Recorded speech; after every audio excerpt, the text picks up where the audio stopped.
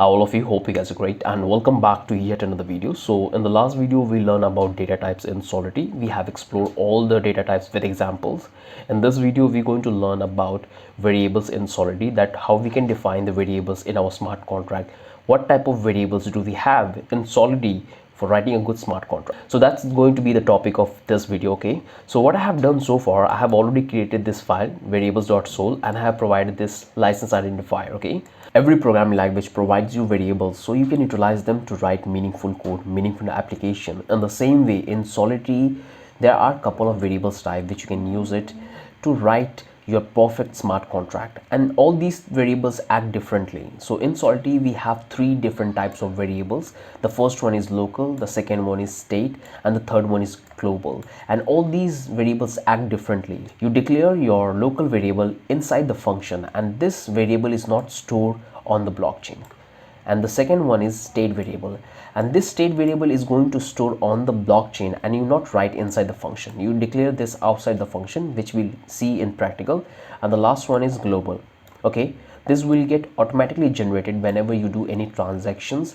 All this information will get added from the program. Okay, so we're going to explore each one of these. So let's start with so this is the code we have written. So here we have defined our Pragma Solidity version name, and here we have our contract, and this is the name of the contract. And here this is the place where we define our state variable.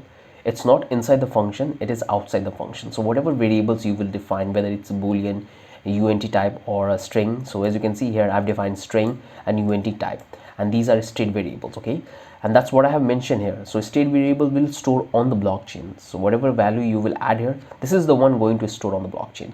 So let me save it and let me come here, open it, and let's deploy this contract. If I deploy, as you can see, I can able to see the value of this. So right now nothing is new because I have already explained you about this public keyword and this keyword, because this will create a getter function, so we can easily able to so we can easily able to check the value of this state variable. So I can get the value. If I click on text, I can get hello world. So this is how you define your state variable. One thing you have to keep in mind, that you define your state variable right after your contract, right here. Okay, it could be a struct, it could be an object, but all those state variable that you will define right here. Okay, so now let's move to the next one, which is a local variable. Here we have taken a very simple function, and inside the function we have taken this unt variable. And why I have taken a variable like this? So I want to use this variable only execution of these functions. For example, I want to do some calculations. I'm creating a counter, and for that counter I need a variable, so that will keep the track every time we'll call this function. We will call this function, and I don't want to store this variable on a blockchain. Okay, so those variables will define here in a state variable. These variables will going to store on the blockchain, but those variables will define inside the function.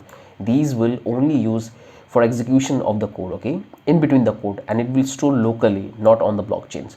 So that's what you have to keep in mind. If I save it, as you can see, I'm getting this error because right now this function is doing nothing. Okay, I have used this public keyword, but if you want to see the value of this variable which you have defined locally, then you have to use one special keyword. Right now I'm writing, but I'm going to explain this later. Okay, so this is the keyword we can use. So we can add pure. So this is the very special keyword which we used to see the value. Okay, so here we have used the public, and if we want to see the value, we have to use the pure keyword.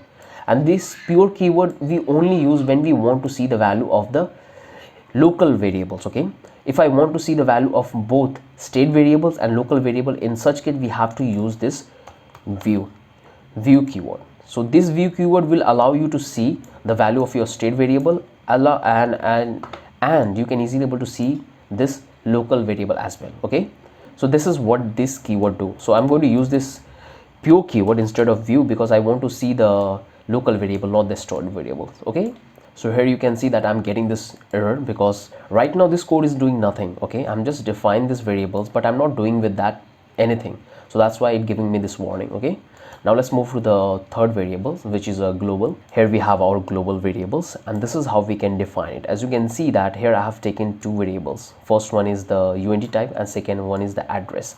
And as you can see, this message.sender and block that timestamps. So whenever you run and deploy your smart contract and do any kind of transaction, these values will automatically get generated.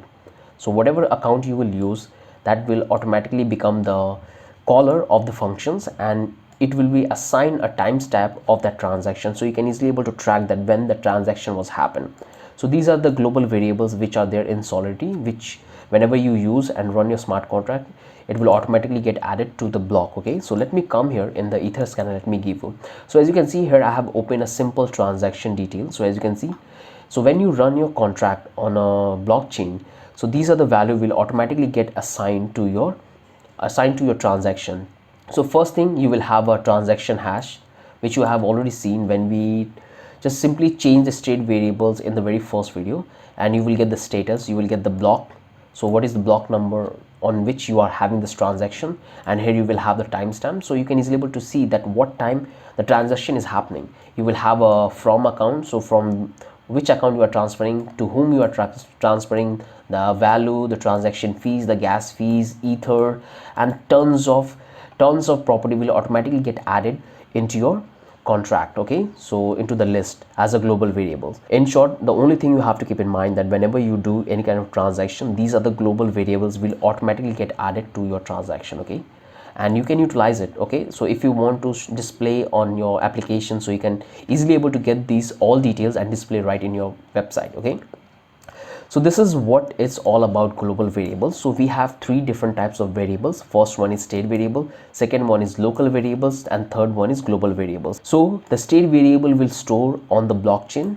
The local variables will only use in between the function for performing any tasks. So these global variables are available to you. So whenever you do any transaction, any deployment, sending money, and do any kind of things on the blockchain, you will have these global variables along with your transaction, so you can easily able to access this. So that's what I want to cover about the global variable. So I hope everything is clear. I'm giving this comment so you guys can refer time to time, and you will have all this code. Okay, so this is a very small video in which I want to cover about this variables, and if you have already got familiar about this code pattern, the way we are writing, and we have already used this string UNT type in the previous video.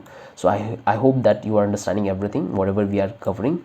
We are going very slow, and we are trying to understand every single thing about the solid programming language. So once you understand all these things, we're going to write a good smart contract when we're actually going to build our project. Okay, so with that said, now let's move to the next video.